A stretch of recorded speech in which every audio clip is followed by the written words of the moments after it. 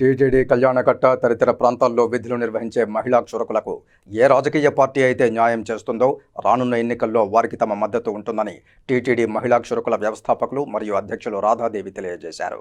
Tirupati press క్లబ్లో శనివారం media ముందు ఆమె మాట్లాడుతూ టీటీడీ పాలక మండలి అధ్యక్షులుగా ఉన్న భూమన కరుణాకర్ రెడ్డి తిరుమల కళ్యాణకట్టలో తొలగించిన 9 మందిని విధుల్లోనికి తీసుకుంటామని మాట ఇచ్చి మాట తప్పడంలో ఆంతర్యమేమిటని ప్రశ్నించారు.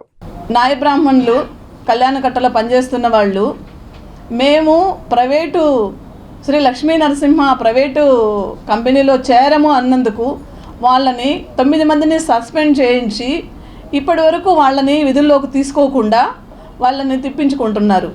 మొన్న సమ్మెలో కూడా వాళ్ళకి మాట ఇవ్వడం జరిగింది, మిమ్మల్ని వెంటనే విధుల్లోకి తీసుకుంటామని. అయినా వాళ్ళని విధుల్లోకి తీసుకోలేదు.